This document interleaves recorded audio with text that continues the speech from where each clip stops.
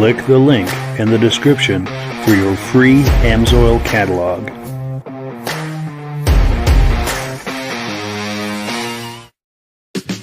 Before we get started, I'd like to give a quick shout out to some of our friends.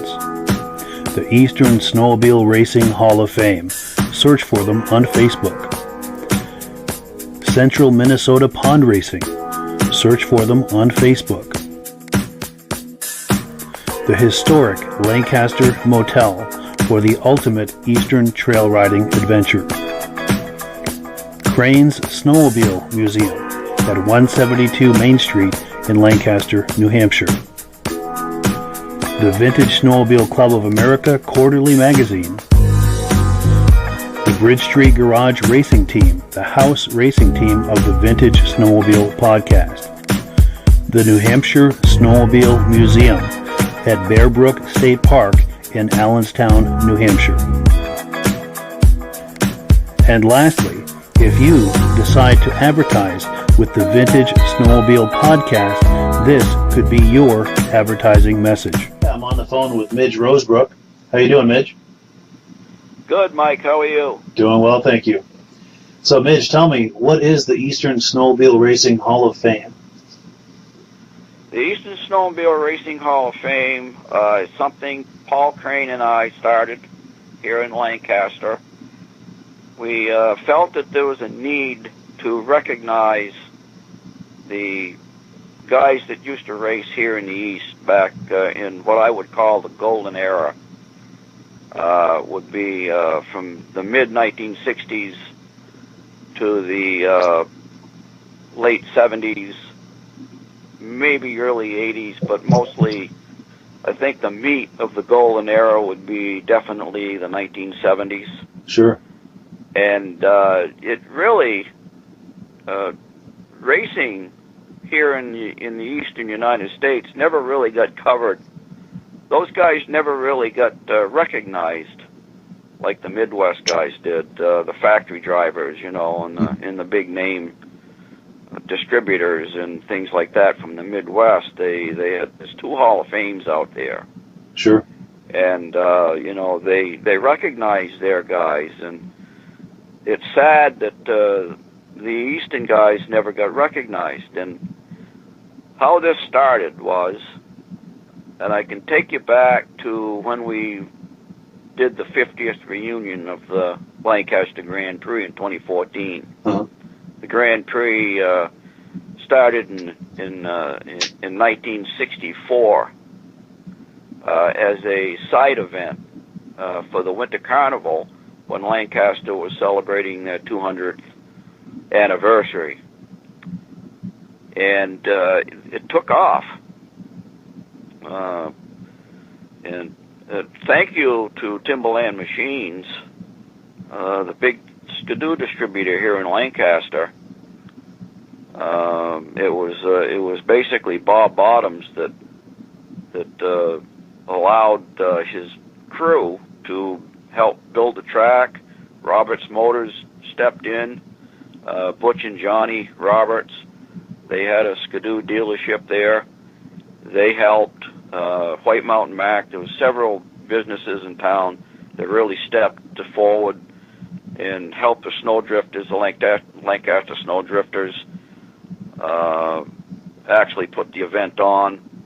But it was a town effort to put this big race on. And at one time, the Lancaster Grand Prix was the largest outdoor winter event in New Hampshire. Wow. They were pulling in 15,000 fans.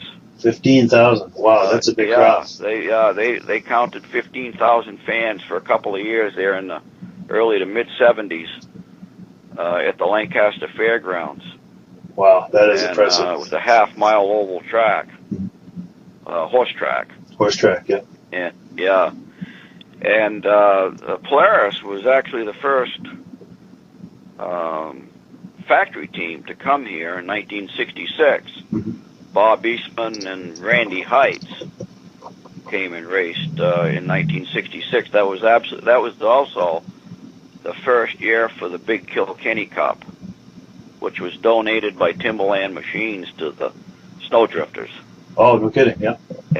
Yeah, and our own Bill Buckland here from town and Bobby Fortin both got their names on that big cup. They were the first two to have their names engraved on the cup in '66. Nice. So yeah, and the factory teams came here during the '70s. There would be 10 or 12 fully equipped tractor trailers, 45, 50-foot boxes of the major, distributors and factory teams of the day back then. Mm-hmm. Arctic Cat came, Snowjet, Yamaha, Polaris, Skidoo, Mercury, just about every big manufacturer you could think of came here to race at Lancaster. Nice. It was quite something. And then the whole thing ended in New England around 1980. Around 80, okay. Or thereabouts. Mm-hmm. The guys that were putting it on, they were getting tired of not getting enough volunteers to help. The insurance started getting more expensive because people were getting hurt. A couple people got killed, and so the insurance started to increase. It got costly. Sure. Even though the Grand Prix moved down onto the meadows, it got away from the telephone poles and the hazards of what occurred at the fairgrounds. It was one of the most safest tracks running back then, and everybody touted how great the track was. They iced it down in 1976. Gilles Villeneuve came here with that IFS Scarule. Oh, yeah. In cleaned house. Nice. Yeah, this was the first. He made his debut here with that IFS Scarule at the Lancaster Grand Prix. Oh, no kidding! I didn't know that. Yeah, Nice. He made his national debut, and in the stands watching that day was Bob Eastman from Polaris. He was the team captain, if you will, Bob Sure. Eastman. Yeah. And his teammate Wes Pesic was there watching, and this was in 1976. And they were so impressed with that Bob went back to the factory. They raced at Bangor that next weekend. They went back to the factory, and he called up a guy by the name of Gordon Rudolph, who had been himself dabbling with IFS sleds on his own. And he says to Gordon, he said he hired him to come help them set up a new Polaris racer for the next season. It turned out to be that RXL. Oh, yes, with that suspension, that front suspension. And of course we know that that cleaned house. Sure. And but in 1977, also, it was the last year of the Grand Prix. Oh, no kidding. Yeah, 77 was the last year of the Grand Prix. And they raced in Bangor, for a few years after that, and Scarborough. But basically, by 1980, 81, 82, racing dried up here in New England, and that was about it. And everybody went back to their day jobs, and it was a strange thing. I can't think of anything, Mike, in these long, cold New England winters that was ever so as exciting and ever made as big an impact as did snowmobile racing back at its height. I agree. Yeah, I agree. There's nothing since has been as exciting or as big or made as big an impact financially for these small towns. And there's nothing else that'll bring people. There's nothing else that'll bring people, thousands and thousands of people, outside in the middle of winter to be spectators or something. Nothing else is going to bring that kind of a crowd. No, and to bring a dozen factory teams from the Midwest. Yeah. To send a team of 5 or 6 drivers, fully equipped tractor-trailer trucks. I remember Bob Clark was in the Hall of Fame. Bob Clark was a multi-Grand Prix chairman during that era. And he said one time, he thought it was 1970 or 71, they held up the races because Team Arctic hadn't showed up yet. Well, they got on to CB, and they located the Team Arctic truck. They said, "Where the heck are you?" Yeah. And the driver says, "I'm stuck." And they said, "Stuck where?" He said, "I'm stuck here at the intersection." He said, "On your main street." He said, "The traffic going to the track won't let me in." He said, "The traffic is backed up as far as I can see down Lancaster's Main Street, and nobody's letting me in." Wow. So they had to escort. They sent a cruiser down, a state police cruiser. Yeah.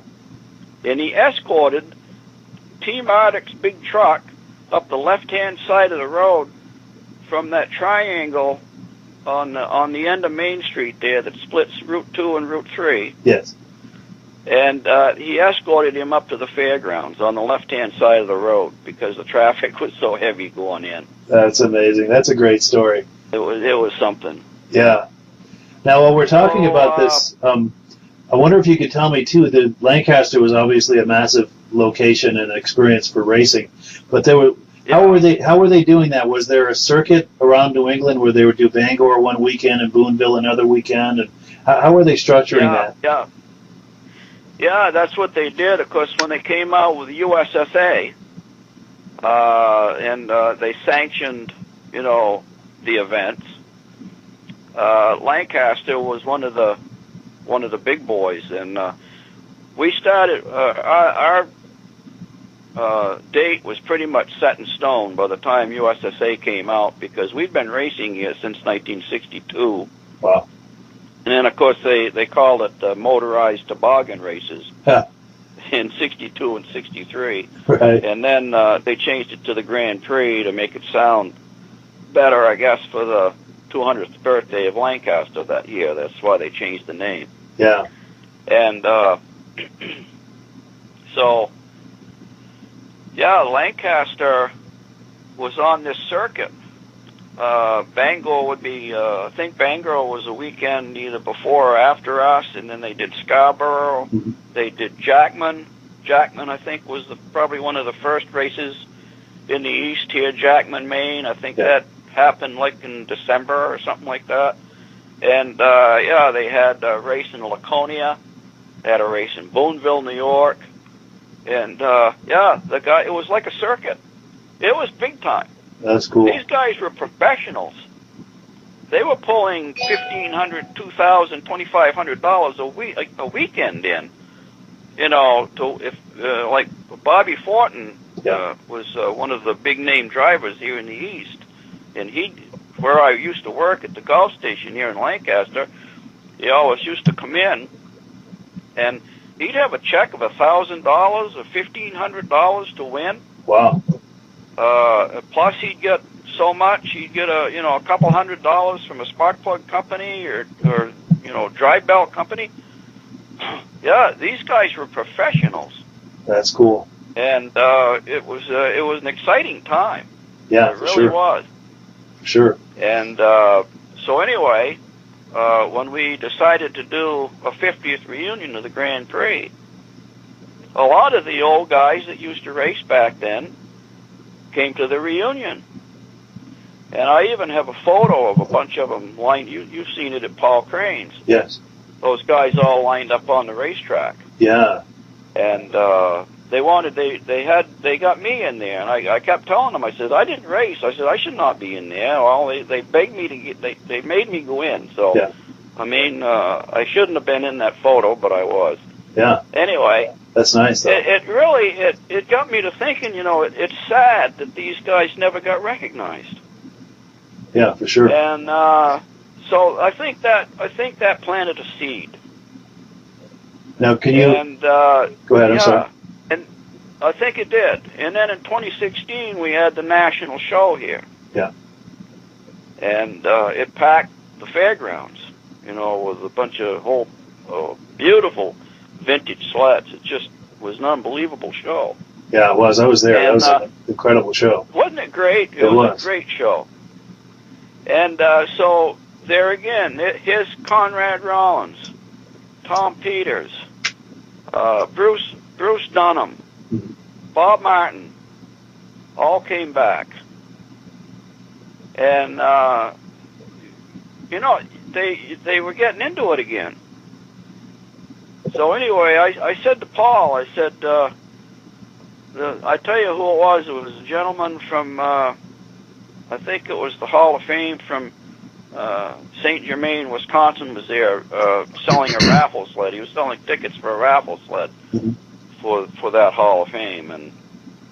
And I had, before that, I had sent Bruce Dunham's, Bob Martin, and Conrad Rollins resumes out there just to see what would happen. I wanted to see if maybe I could get one of those guys into the Hall of Fame out there. So Paul approached the guy, and he was on the board of directors as well. So Paul asked him what his thoughts of Bruce Dunham making it into the Hall of Fame that year. And he had a puzzled look on his face, and he said, Bruce Dunham. Boy, he said, that doesn't ring a bell. He said, I know he's not in the top 10. Wow. And Paul came to me, and Paul says, they're not. He says they don't even know who Bruce Dunham was. Wow. He said they're inducting 35 and 40-year-olds out there now, Midge. He said there's no chance. Yeah. He said we'll never get them in. He said there's not a chance. So anyway, I went back home. I didn't sleep. Actually, I think I went up to camp up to Maidstone. And I rolled and tossed and turned all night. And all of a sudden, in the middle of the night, I sat up and I said right out loud, I said, and my wife wasn't even with me or nobody, I was all alone. Yeah. And I said, that's it. That's it. And I could not wait. This was Saturday. I could not wait for Sunday morning to get a hold of Paul Crane and ask him, so anyway, about 7 o'clock Sunday morning, I didn't want to get him too early, so I waited until 7. So I grabbed the phone, I dialed Paul's number. Paul answered, and I says, Paul, you're sitting down? And he says, no. He said, I could. I said, what are your thoughts on having our own Hall of Fame? I said, we could do it at your museum. Paul says, let's do it. Nice. Just like that. Wow. And that's how it started. And the ball has just continued to roll from there.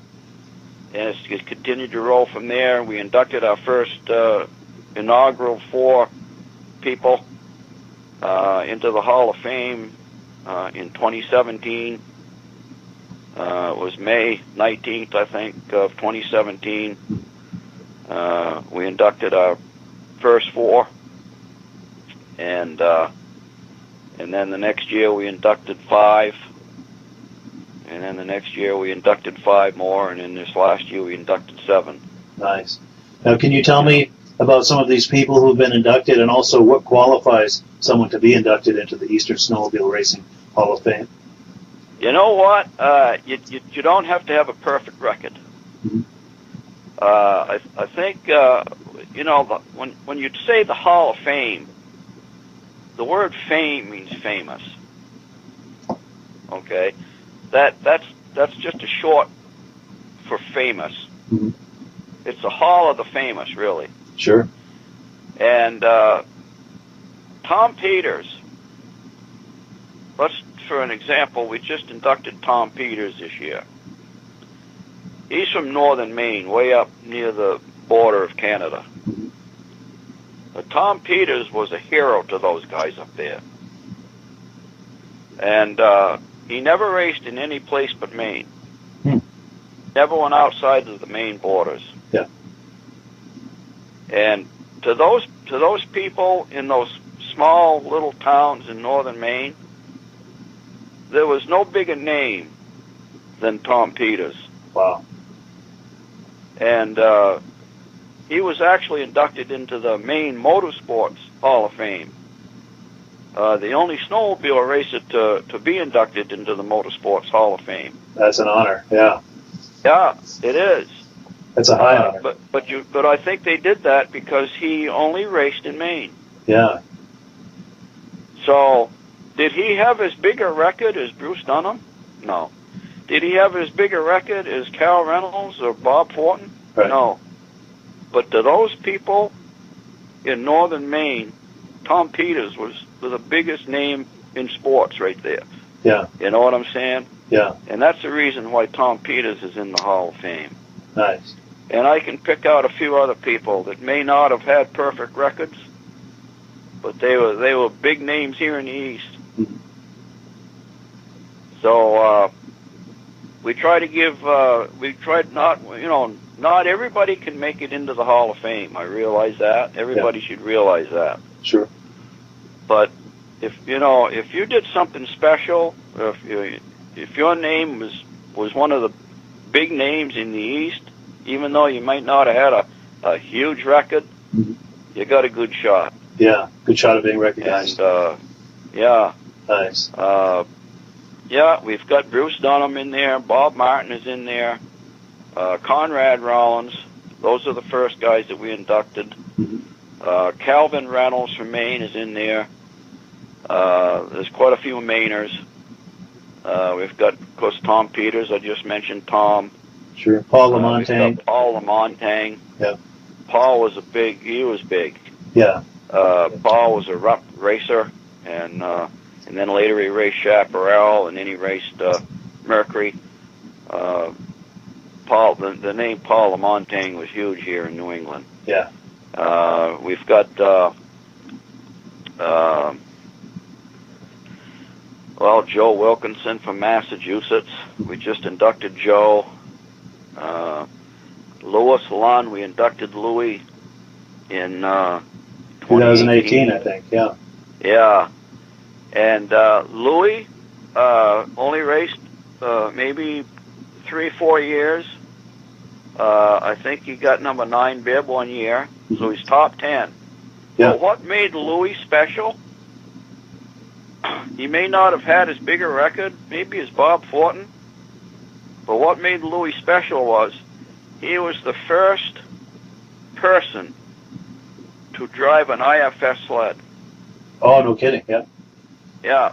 because he was racing for Harrington King in Randolph, Mass. in 1972. They were the Chaparral distributor. They flew Louis out to Colorado. Chaparral had a secret race sled that they were working on out there. Yeah. And guess who he was working with? Huh. Bobby Unser. Oh, no kidding. Bobby Unser designed the first IFS suspension on a snowmobile, and Louis was the test driver for Bobby Unser. No kidding. So Yeah, that's no Louis small. won. He was the very first person to drive an IFS sled. And what sled today doesn't have an IFS suspension? Yeah, that's standard today. Yeah. So that in itself That's huge. is a reason why Louis Lund needs to be in the Hall of Fame. Yeah. Yeah. You know, and so that's how we pick and choose the folks that need to be there. Yeah. You know? Very nice. Now, what, or I should say, when and where is the next induction ceremony going to be? The next induction ceremony is going to be September 11th, which in itself is, not a very nice date to maybe have it, but it's the weekend after the fair, Okay. and I'll probably say something, about September 11th. And, Yeah, to kind of honor that solemn moment. A little something there, right? But it seems to be the best date for us because we're inducting a person from New York who is heavily into stock car racing, and his grandson races stock cars, and he's on the pit crew. Yeah. And so that happens to be the only open weekend for them. Gotcha. So in order to have him be able to attend the induction, that's the weekend we had to pick. Sure. Yeah. And Yeah. this is going to be at Crane's Museum in Lancaster? Yes, this will be at Crane's Museum, and we'll do another outside ceremony. That seemed to work really good. That was very nice. Hopefully it doesn't rain. Yeah. If it does, we'll try to do it Sunday probably. Yeah. As a rain day. But hopefully, usually by that time in the fall, we have really, really nice weather. Yeah. And I'd like to add, too, that if anyone is planning to attend this from out of town, there's no other place to stay. Lancaster Motel. The Lancaster Motel, absolutely. There are good friends over there. Absolutely. They've stepped to the plate. They are so all over this thing. The Lancaster Motel grew up with snowmobile racing. I believe that was built in 1956. Mm-hmm. It was built by Norman McLaughlin. Yeah. His daughter Sally married Mike Beatty, who is in the Hall of Fame at Riverside Speedway as a stock car racer. He was a well-known stock car racer here in New England back during the 60s and early 70s. Yeah. And Mike Beatty was a multi-Grand Prix chairman. So there's a big history of the Lancaster Grand Prix tied to the snowmobile circuit racing. Yeah. And didn't they used to have the award ceremony at the Lancaster Motel? That's where they had the award ceremonies during the original Grand Prix. Yeah. And I think a lot of the racers stayed there. Yeah. Yeah, I mean, can you just imagine, Mike, bellying up to the bar with Bob Eastman or Larry Coltham? That would be amazing. Or one of the Trapp brothers, they were all here. That's where they stayed. That would be amazing. This place is huge. Yeah. Not in size, but in history. Yeah, the history is rich. Yeah, very rich with the Lancaster Motel. So I think we probably will have to make that our official site. I agree. For the Hall of Fame, the Lancaster Motel is the official place to stay. Yeah, for sure. There's no other. And and they fixed the rooms all up. The people that just purchased the motel have done a tremendous job on the place. they've gone through every room. They put in all new Wi-Fi, new TVs, refurbished every room. New flooring, everything. They brought it back up to snuff, and it's going to be it's a great asset. Yeah, to and the it's just and to this Hall of Fame. and it's just walking distance from the ceremony. Yeah, it's only a block away. Yeah, from Crane's Museum and the ceremony. And, yeah. Yeah. Now let me ask you this: each year that I attend this induction ceremony, the crowd gets bigger and bigger. So this is something that's growing, and the future is looking bright. What are you thinking are plans for the future for the Eastern Snowmobile Racing Hall of Fame? What are you thinking about the future of this?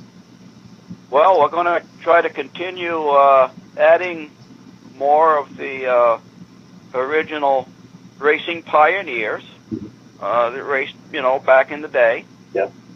They're getting older all the time. They're in their late 70s, mid-late 70s, early 80s, and we'd like to get them, here while they're still with us. Yes, the clock is ticking. That being said, when I did Cal Reynolds in 2018, we put Cal on the wall, and he was huge back then. He was a skidoo racer, and he won about everything going. Yeah. And anyway, after the ceremony, instead of going up for photos, instead of thinking about himself, Mike, I felt an arm across my shoulder, and it was Cal Reynolds whispering in my ear. He said, Midge, he said, Bob Fortin really needs to be up there. And I says, I know, Mike. I says, I know, Cal. You know what, though? What we're thinking about doing is getting all the people up there that are with us first, and then we'll try to do the ones that have passed away at a later date. And he shook his head and he said, Midge, he said, that Bob Fortin needs to be up there more sooner than later. Yeah. And so I told Paul what Cal said, and Paul said, yeah. He said, what we probably should do is induct 4 people that are with us, and maybe one who's passed away each year. Yeah. Because you know what? Their families aren't getting any younger either. That's true, isn't it? Yeah. Good point. So in 2019, we had Bob Fortin's 2 sons, Michael and David, attend. And I asked Cal, I emailed Cal, and I said, Calvin, would you please say a few good words about Bob Fortin, because you raced against him. He raced for Timberland Machines, and he knew Bob very well.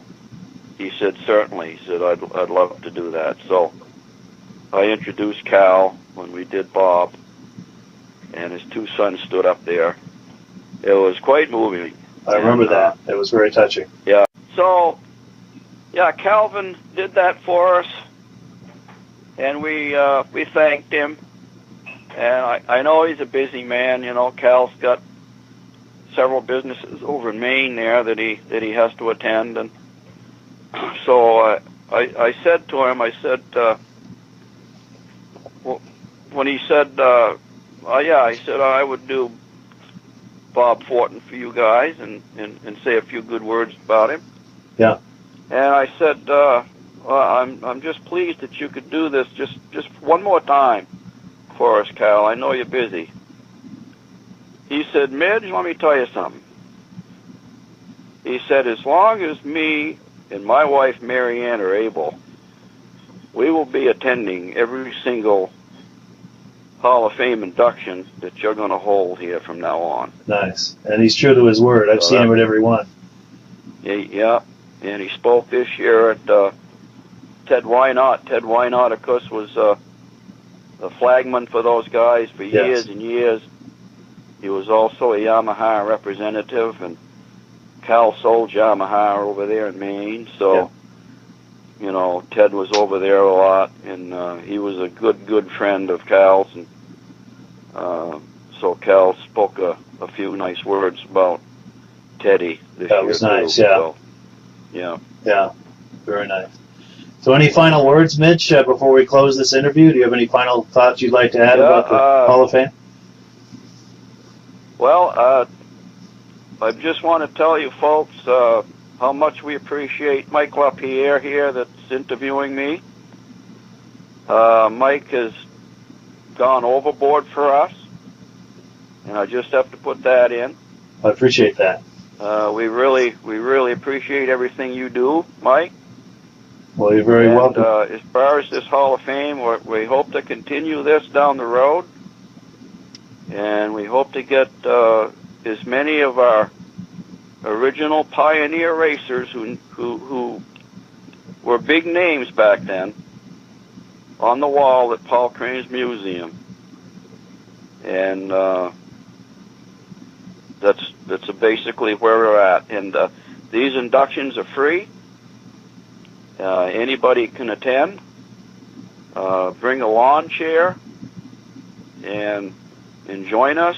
If you are my age, I'm going to be 70 in March. If anybody out there remembers those events the way I did, and stood out in the cold for 3 hours or 4 hours watching those guys race, if you can remember the exciting time that was, then this is for you. Yeah, because reliving the golden age. You get to cheer these guys on. You get to shake their hand. You get to talk to them, and you get to see these guys be recognized. That it was just an event that will never come back again. We'll never ever see anything that exciting again. And if you want to relive those moments just one more time, please join us. And the next event is September 11th, 2021, at Paul Crane Snowmobile Museum in Lancaster. Yeah. And I'd like to add to that, to what you just said. Right now is the golden age of celebrating the golden age of snowmobiling. Exactly. It truly is. And I'd like to invite everyone who's within driving distance to come on by and enjoy it with us. It grows, it gets bigger every year. It's a wonderful thing. Yeah, stay at the Lancaster Motel. Yeah. Yeah, and come by to the after party at the Lancaster Motel as well. It's a wonderful time. They have an after party at the motel. I mean, back years ago during the Grand Prix, I told these guys, I said, you race handlebar to handlebar all day long and stand elbow to elbow at the bars all night. That's true. It was. They used to pull the engines off because, these guys. These guys are crazy. They used to pull the engines off their sleds and take them inside the motel room and rebuild them for the next day's race. Nice. And that's one of the remarkable things too about racing is they can be so ruthlessly competitive out on the track, but after the race is over, they party together and they have a good time and they laugh about it. Yeah. It's incredibly ironic, but it's a wonderful thing about racing is that the relationships are more important than anything. It's a wonderful thing. They made lifelong friends, Mike. Yeah. These guys, when their eyes light up the minute they see an old competitor. Yeah. That they haven't seen for 40 years. Yeah. And to watch them reminisce, it's a truly special thing. They're in heaven when they're doing it. They love it. Go ahead. I'm sorry. It's more like a family reunion. It is. Yeah. And to hear all those old stories, and because they can recall like a specific moment on some turn in the track during a race where things were happening, and kind of relive that, and it's incredible. Yeah. Yeah. Or laugh because about an incident that some guy pushed them off the track when they were in the lead, and they'd say, "You pushed me off the track, you pushed me over the bank," or something like that, and then they laugh about it. They probably weren't laughing at the time, but no. Yeah. Yeah. This is only gonna be a small window here too. It's true. The clock is Because ticking these for all guys of us. are, like I just said, they're 75, 80 years old, 85 years old, and they're not going to be around forever. Yeah. Yeah, the clock is ticking on all of We this. got a small window here to enjoy these guys. Yeah, to really do something with and this. to appreciate these guys. Yeah. And women. Yes. Yeah, there were some truly remarkable women in this racing as well. Oh, yeah. Yep. Judy Rinaldi. Yes. 10 World Series. That's incredible. She won 10 World Series. Yeah, that's amazing. No man has ever done that before. So, you know, she's, I mean, there's nobody close. No. Unbelievable. And the nice thing about her too is to think about someone so accomplished, but to visit with her, she's just the easiest person to talk to and the most relatable, personable person. Very down to earth, just a classy lady. It's and I could say the same of the rest of them as well. You know, for all of their accomplishments, they're very down to earth. Yeah, those are the nicest people. It's true. Yeah, It no really egos, just very approachable. Yeah, it's wonderful. Yeah, they all are. It's true. Yeah. No, Paul LaMontagne. I mean, who wouldn't want to party with Paul LaMontagne? Yes.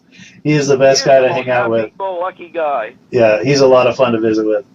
He's a lot of fun. He really is. Yeah. Yeah. Yeah. Well, good. Well, I appreciate your time with us, Midge, and yeah, we'll close it out. But I really appreciate your time, and we'll have more interviews on this topic, I'm sure. Oh, absolutely. Yeah. Alrighty. I've got more tales to tell. Well, good. We'll look forward to it. Okay. All right. Thanks for this, Today Mike. on VintageSnowmobileLovers.com, we're in Lancaster, New Hampshire at Crane's Snowmobile Museum. And our good friends Midge Rosebrook and Paul Crane are just about to give us a tour of the museum. How you doing, guys? Good. Before we get started, Paul is the first person in the U.S. ever to ride a snowmobile. Do I understand that correctly? A skidoo. A skidoo, okay. Skidoo only. I wasn't the first to ride a snow machine. I was the first one to ride a skidoo. Nice. American, and first American to ride a skidoo. Nice. In Canada and here. Excellent. Not many people can lay claim to that. I don't believe so. That's amazing. Awesome.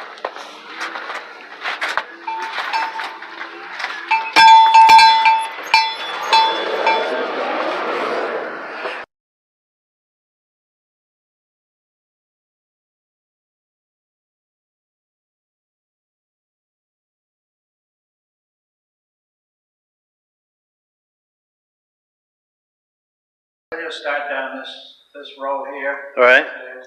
Everybody can understand what just by looking at them, what they are. So we'll go down this row here first, and we'll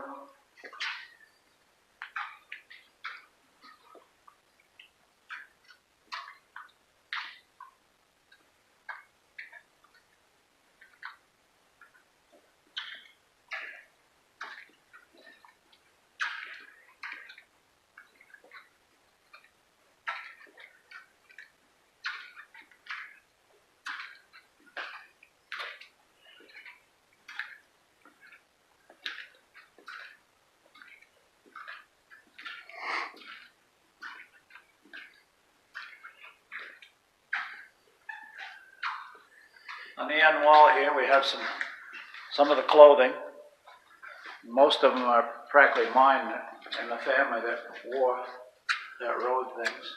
Nice. So these are yours from back in the day, you and your family? A lot of them are. I would say that 80% of them are. Nice.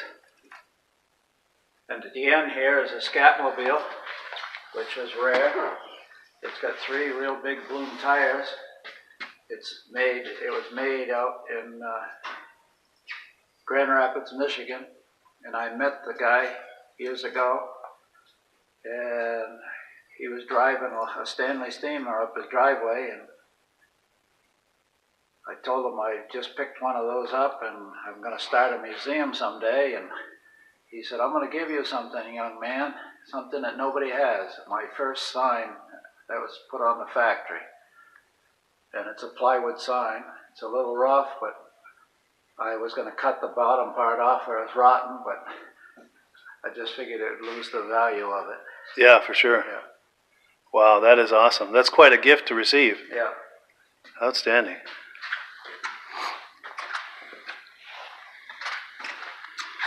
Cool. Then I got patches on the back wall. Oh, yes, yeah. Patches on the back wall. Yeah. And see if I can get in a little closer on those.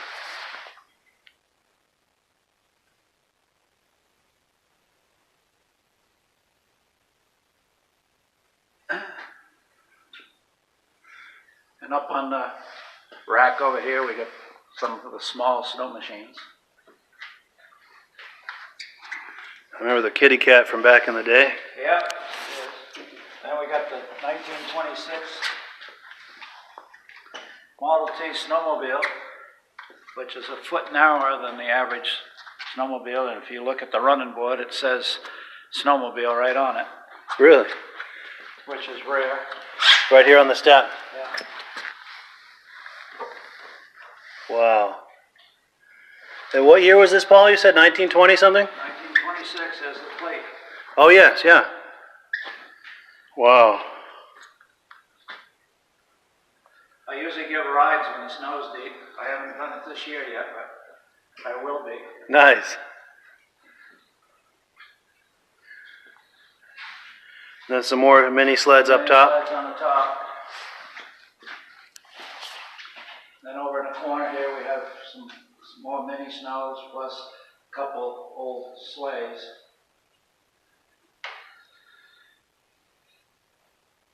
Nice. And then these are some of the early mass-produced ski-doos? This is a 61 skidoo with the wooden skis. This is a 61 skidoo with the replaceable steel skis because the wooden ones we'd go out in the field and we'd break them. Huh. Wow. Now that first sled that you rode, was it similar to this one? Or Just like that. just like this one? Yeah. Wow. But it was a 1960. 1960, okay. Yeah. I have one, but I haven't got it over here yet. Okay. The 1960.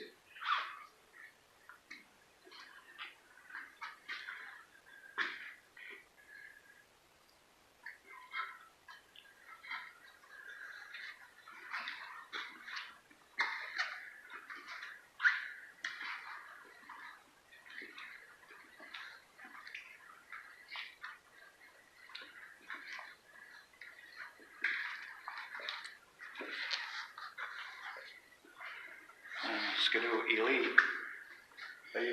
I sold those, and they're sold in 1995. Really?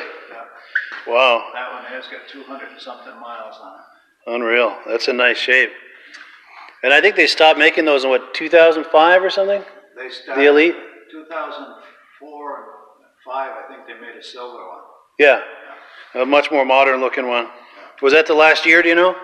Yeah, It was, okay. I like that TNT. The old silver. Lux Nordic. Oh, yeah, yeah. Now I see a shift lever on that. Did that have reverse? Yes, reverse. Yeah. Nice. And did it have like a low gear for No, that's just the regular. just a reverse? Okay. But it's mint. It's only got 200 and something miles on it. Nice. A buddy of mine growing up had a silver bullet like that. Then we have the 64 tin cab motor ski, Wow. which they didn't make very many of them. Then a 65 motor ski.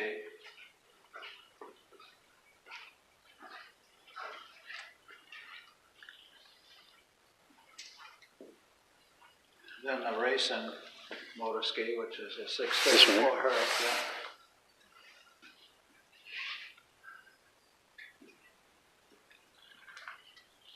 And then this here was a 500 racing sled that apparently, so I've been told, the factory had it, yeah. Motor ski factory had it. Wow. That's cool. And then a Zephyr, which is all original. Wow. 1970, yeah.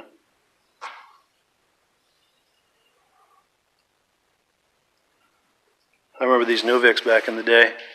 My father's friend had one just like that. Then a pink motor ski was made from a friend of mine for his daughter. Wow. That is cool. You don't see those every day. No. It's got some ski spreaders on there too. Yeah. Keep it stable. His daughter wanted it pink. Nice. And this here is a rare 340 motor ski bullet.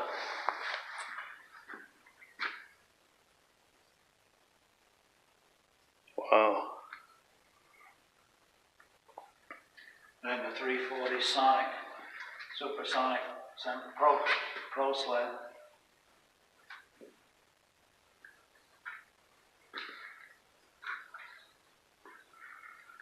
Then the Racing Northway, they only made 21 of them. 21. Wow. Sleds. Yeah. That's a real big hood. Does that mean there's a real big engine underneath? Or? Yeah, it's a 440. 440, yeah. Nice. And this Racing Cat. Then a 76 Snow Pro. Nice. Yeah. That's one of the cooler looking sleds ever to be on the snow, I think. And then the Husky. Yes, yeah. Of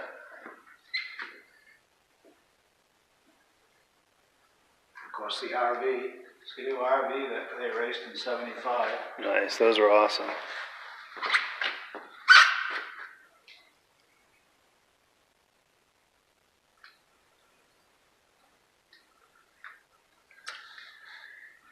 Then the Snow Cruiser, which was a Rapido 500, which, as far as I know, there's only 4 of those in existence. 4 of those. Wow. That's amazing. There's one in New Brunswick, I understand. I've seen that one. And I understand there's one up in Peterborough where they came from. And I don't know if the one's still in New Jersey or not, but there was one down there. Nice.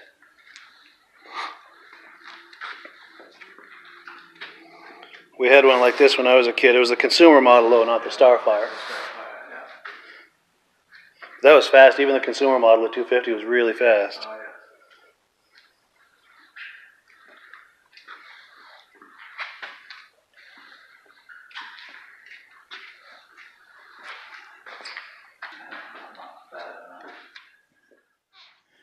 Hello, everyone. This is Rob and Mike. How you doing today, Rob?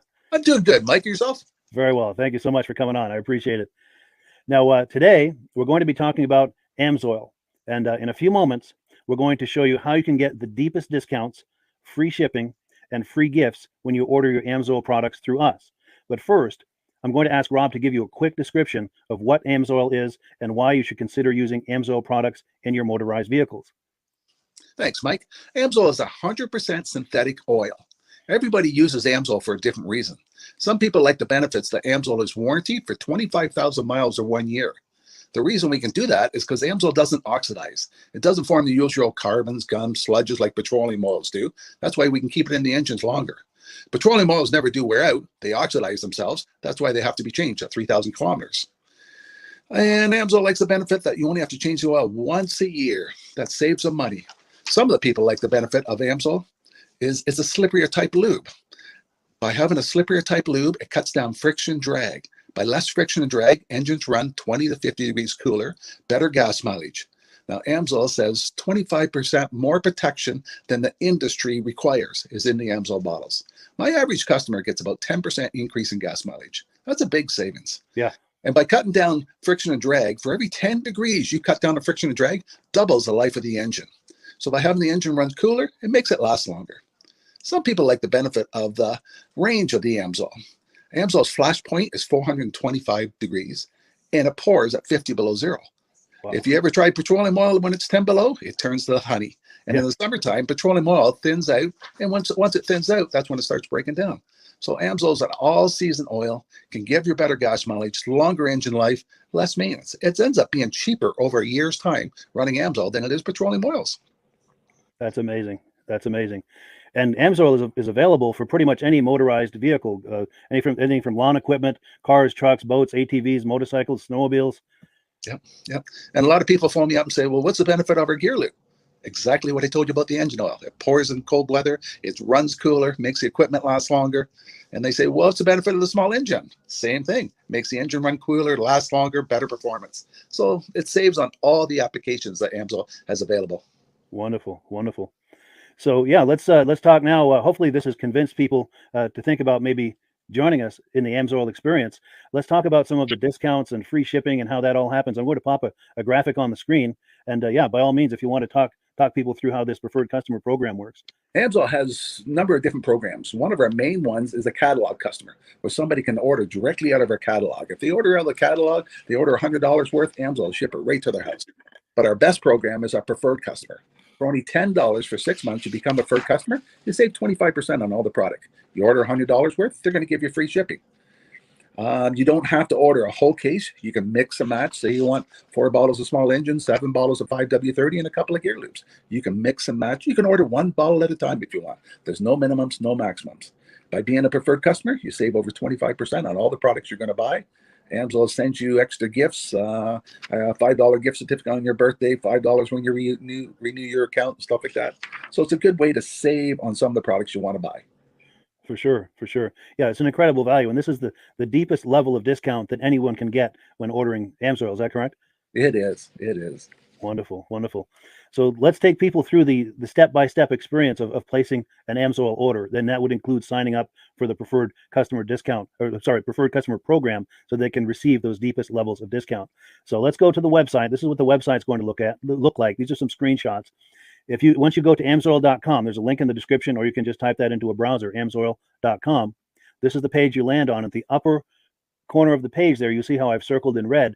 That is the link to click, the Join Now link. That will take you to the Preferred Customer Program page, where you can take advantage of all of these discounts and free shipping and everything that we've just been talking about. This is what that page looks like. In the lower right, you're going to click Join Now.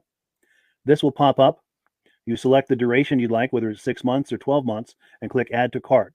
Now, once this pop-up goes away, you'll be back on the main page. And the upper left, you'll see where I've got that red arrow. It says Shop. Now you can start shopping for products, and on your very first order, you're going to get these discounts and the free shipping as long as it's over $100. You'll get all of these benefits right away. So once you click Shop, it's going to take you to the product page. There's different types of oils, lubricants, so on and so forth. For the benefit of this exercise we're doing now, I'm just going to click motor oil. It shows different types of motor oil. Let's click gasoline. Now this takes us to an item. It's their synthetic motor oil. And you can see the item there, and there's choices for different viscosities. But take a look at the price. Let's take a closer look. Let's zoom in.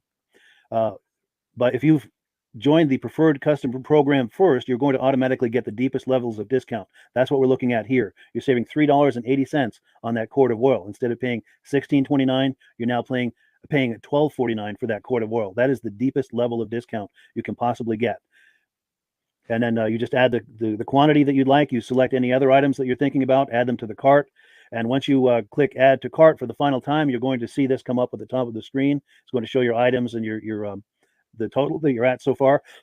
Pardon me. And then you just click View Cart in the upper right, and that'll take you to your cart. Take a close look here at the upper right. That blue box shows that you're getting free shipping. You're eligible for free shipping on this order because it's over $100. That little yellow box shows that you've got the preferred customer membership on your order that gives you the deepest levels of discounts for the next 6 to 12 months. And then below that, you've got the items that have been selected. For the exercise here, I selected 9 quarts of the Signature Series, but that brings us up over $100 for the free shipping. We're saving $34.20. And if you're ready to finish, you click Checkout Now, and that takes you to this screen here. If you haven't signed up with an AMSOIL account at this point, just click in the lower right to create an account, create a new account. It's going to ask you for some basic information, name, and those types of things. Now let's take a closer look. You'll see this gray shaded box. This is a very important box. This is going to ask you if someone has referred you to AMSOIL. And if so, please enter my name. My name is Mike LaPierre. It's spelled right there on the screen for the correct spelling. And also the referral number, 304-555-94. That's how you make sure that Rob and I get credit for this. Now, in the interest of full disclosure, I have signed up for AMSOIL under Rob. So when you order using this referral number, Rob and I both benefit. So if you enjoy these podcasts that we're doing, this is a wonderful way to support the podcast, because when you order using this referral number, Rob and I both benefit. And the commissions I make go directly toward offsetting the cost of doing these podcasts. So I thank you in advance for that, for using my referral number.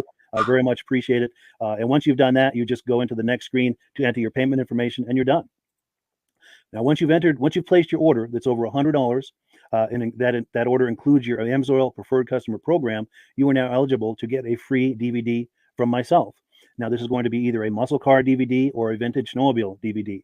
Use the email address on the screen, wkspodcasts@gmail.com. Send me an email. Let me know which DVD you would like me to send you, the muscle car or the vintage snowmobile DVD, and I'll get that right out to you. As you're typing in that email, in the subject line, be sure and type in capital letters "free DVD requests" so it stands out as I'm checking my email, and we'll get that right out to you.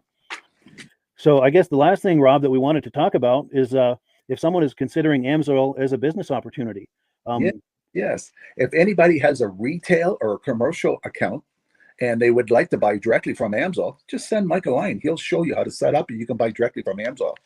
But if you are interested in starting your own part-time business, a part-time business that can grow into a full-time income, Mike and I will show you the AMSOIL marketing plan. AMSOIL has a large selection of products that cover almost every application. So it doesn't matter if you're into snowmobile, boating, or ATVing or hot rods, we have an oil for every application. It's a fun type business that's I really enjoy doing. Where else can I go and have fun and make money doing it? And Mike and I are here to help you all the way along. If you need any help on how to promote or to find new accounts, we're here to help you. For sure. So when you sign up under that number, this 304-555-94, you're getting Rob and I as a team. Now, Rob has been doing AMSOIL for 40 years. Can you believe that? 40 years. So he knows every aspect of this business, and he knows all of the ins and outs of the products. So he'll be able to help you with any kind of product questions or any kind of questions to show you the different business models that you can do with AMSOIL. And then the other thing that you get when you sign up under me is I've got a strong background in social media. So if you need some coaching on how to generate AMSOIL leads using Facebook and YouTube, I'm happy to coach you with that when you sign up under Rob and I. You get both of us as a team to help you, to coach you, to support you, whatever you need to get you off and running with this business and having fun with it. Like Rob said, it's an enormous amount of fun. If you're like Rob and I and you enjoy going to any kind of boat shows, car shows, motorcycle shows, snowmobile shows, anything with a motor, you like going to those shows, those events, those races, this is a great way to turn that into a income opportunity for you. Yes. And just by wearing my AMSOIL hat at one of these events, people come up and ask me about AMSOIL. Wonderful. People don't know where to buy it, and I'm there to help them, show them where they can buy the product. Perfect. Well, cool. Well, this is great. Any final thoughts, Rob, before we wrap it up? AMSOIL's a fun business. AMSOIL's been around since 1968. It was the first synthetic oil to be AI approved. Wow. Yeah. That's amazing. And that's very early in the game too, isn't it? Yes. For sure. Well, good. Well, thank you so much, everyone, for viewing. Hopefully, we've gotten you excited as we are about the AMSOIL products. We'd love it if you could join us either as someone who uses the AMSOIL products or to join the AMSOIL team as a business opportunity. And we thank you so much for viewing. Have a great day. You have a good day.